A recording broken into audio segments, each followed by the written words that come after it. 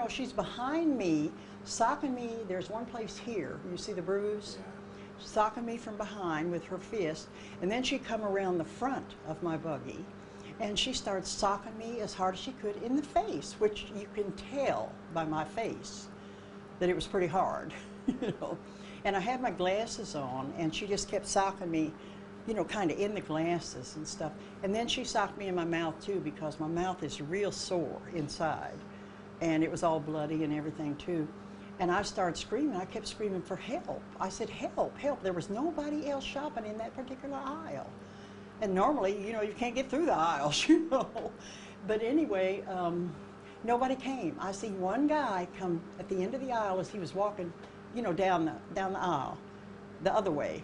You know, he looked up there, but he didn't come up there. And I kept screaming, help. Nobody came. So about that time, she started walking away. I said, help, help, she's hitting me. And she walked away. She said, I didn't hit you. So I seen her taking off around the corner to go toward the front of the Walmart, you know, to the exit.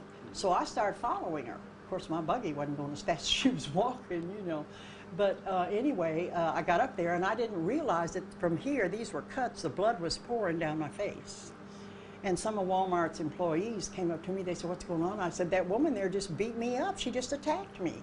So they stopped me at the door, and they got some paper towels and some water and, you know, helped me clean, you know, all the blood off of me and everything. They called the police. And we were sitting there talking, and I happened to glance down in my buggy. And I said, there was a little black ridgy thing down there. And I said to myself, what's that? I don't remember putting nothing look like that in there. I reached down to pick it up, and it was her phone. She had dropped her phone in my buggy. See, God did that so we could find her. Yeah.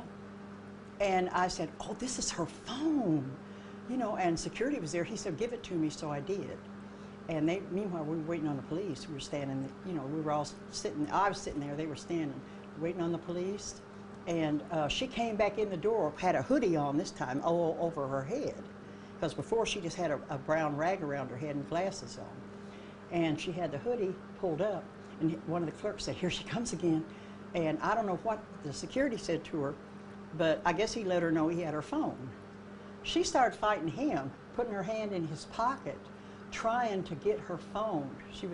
All of this is recorded on their cameras.